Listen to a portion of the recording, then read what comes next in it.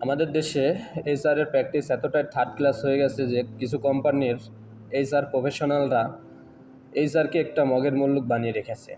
যা খুশি তাই কর, আর যেমন খুশি তেমন সাজরে ডিপার্টমেন্ট হচ্ছে এইচআর। অধিকাংশ কোম্পানিতেই তাই। একজন এমপ্লয়ের সাথে যা খুশি তাই করবে জাস্ট বিকজ সিস্টেমটাই এমন বানিয়ে রাখা হয়েছে। এইসব কোম্পানির মালিকরা এইসব জানেই না, জানার চেষ্টাও করেন না, অথবা সে পাত্তাই দেন না তাদের কোম্পানিতে এমপ্লয়ীদের সাথে কেমন ব্যবহার করা হচ্ছে। ভাই, এইচআরের মানে জানেন? Human resource. রিসোর্স তো দূরের কথা, আপনারা তো এমপ্লয়ীদের মানুষই মনে করেন না।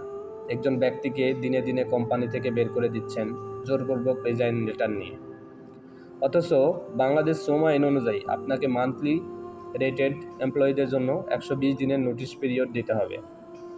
লেটারে কি লেখা থাকে? আমি পার্সোনাল রিজনে রিজাইন দিলাম। ওয়াও! পার্সোনাল রিজনে আমি ইনকাম বন্ধ করে দিলাম। সরকারের উচিত এইসব সানডে মানডে টাইপ কোম্পানি খুঁজে বের করা এবং কঠোর শাস্তির আওতায় আনা। এমপ্লয়ি মানুষ, আপনার খেলনা না। যখন দরকার হলো নিলেন, যখন দরকার হলো না ছুঁড়ে ফেলে দিলেন। আপনি হয়তো রিজাইন নিচ্ছেন আর বলছেন আজকে আরও একজনকে খেয়ে দিয়েছি, খুব মজা, তাই না? প্রকৃতপক্ষে আপনি ওই এমপ্লয়ির পরিবারের রিজিক নষ্ট করলেন। আল্লাহ ছাড় দেন, কিন্তু ছেড়ে দেন না। ঠিক হয়ে যান, না হলে আপনার সাথেও এমন কিছু হতে পারে।